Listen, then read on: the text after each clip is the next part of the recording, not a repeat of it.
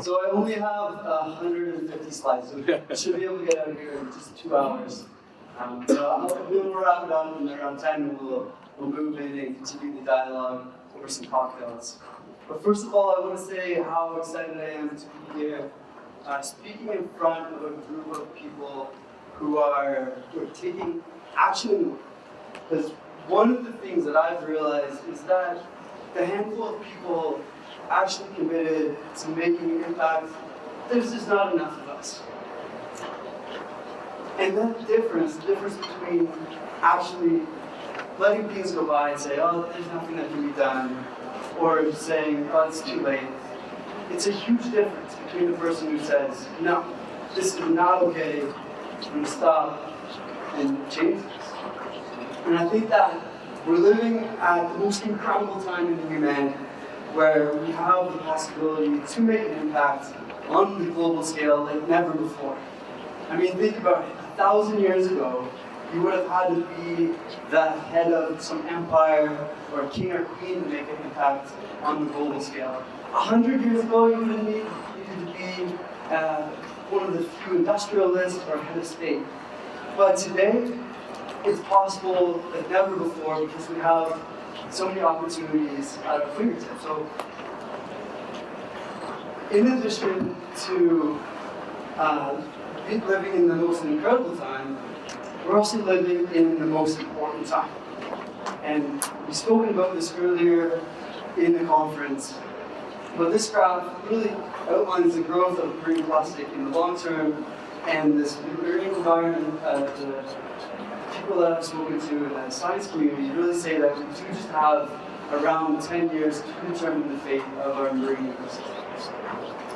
And we're also in the most important geographical region from an environmental perspective, when you consider the fact that 82% of the marine debris leakage is coming from inside the circle.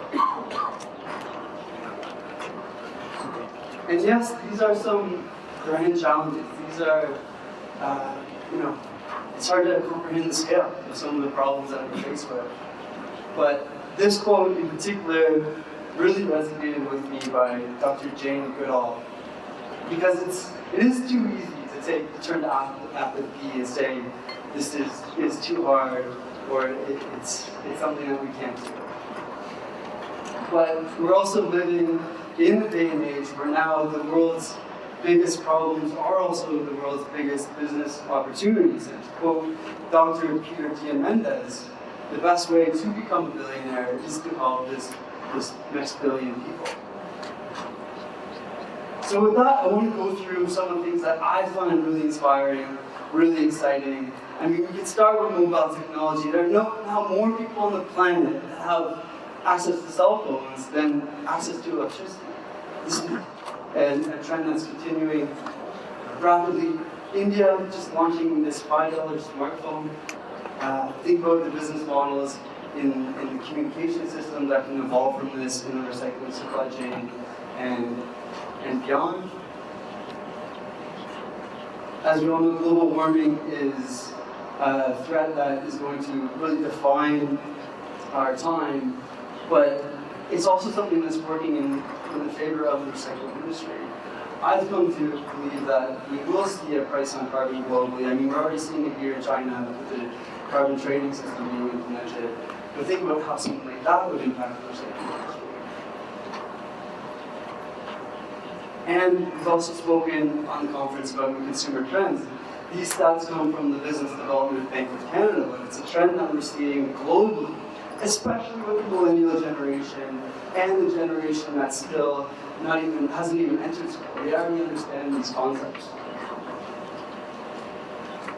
So we're seeing a lot of different solutions. This is not a real one. But in particular, the extended producer responsibility legislation that's happening here in Asia, the political will, I think, is finally at a point that it's never been before. And we still have half the global population that still doesn't have access to the crucial waste management services. An enormous opportunity, needless to say. But perhaps what excites me the most is on the technology side of things. issues. And I took this from the report developed by the World Economic Forum, which outlines some of the emerging technologies in the pipeline that could be complete game changers in the recycling industry. So I won't go over all of these, and I should also add technologies that are emerging that can take the pigment color and make it translucent. And think about what that would do in comparison to plastics.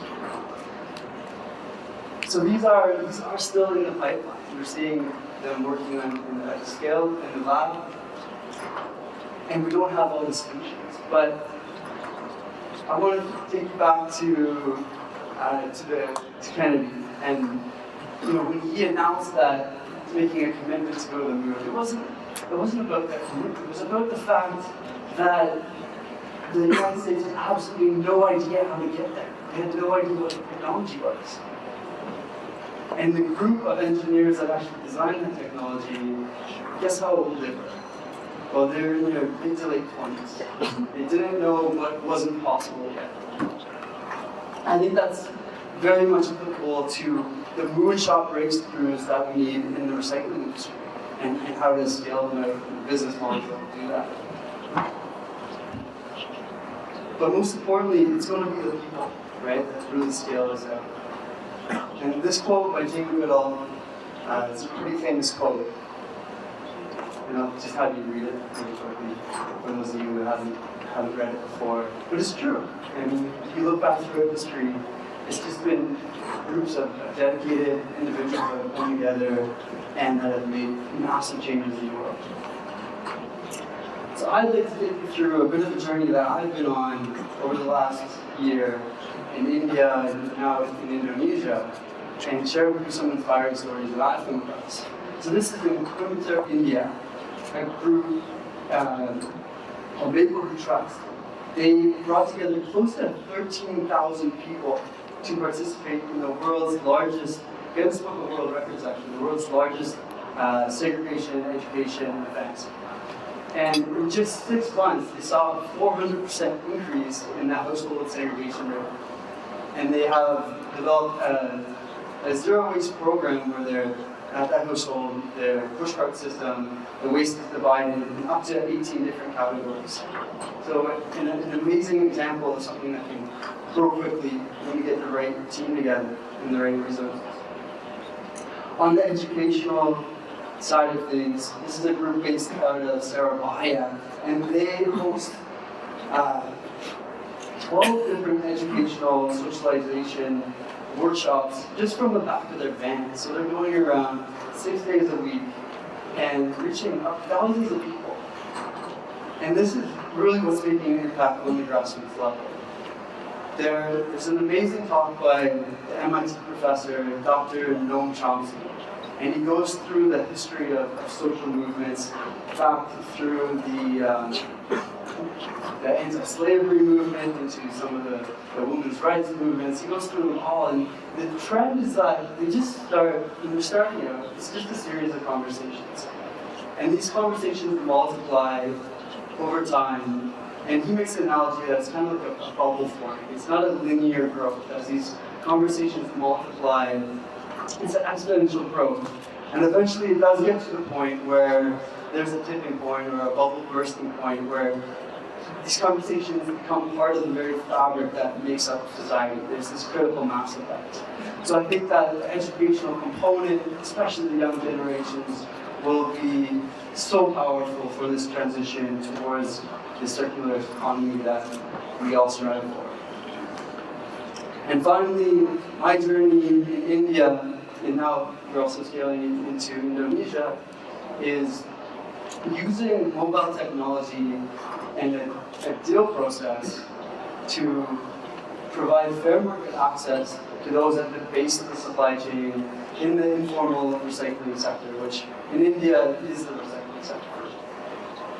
So we enter into the community and identify NGOs that we can work with, and we engage the informal community and design the deals in advance to be mutually beneficial at each layer of the supply chain. And then we work with brands to add emotion to to their product lines and ensure that the person at the base of their supply chain who actually picked this plastic up off the ground, that they had fair market access to recycling. So I could talk for hours about this, but in the notice of it's almost cocktail hour, I hope to continue the dialogue in person after this talk. I want to leave you with this final quote by a wise man that lived a very, very long time ago. And this is true now more than ever before. The Islip School of Business predicted that in just 10 years, 40% of the Fortune 500 companies listed on the S&P 500 will not exist anymore. The rate of change, the opportunities is it's accelerating at a pace that we've never seen before. So really, my question for you is, what's your big idea? What's the positive change that you want to make in the world? And how can you leave Plasticity Conference with that end goal and with the vision to ultimately go out and implement this? So thank you all very much, and I'll look forward to continuing the conversation over a cup of coffee. Thank you.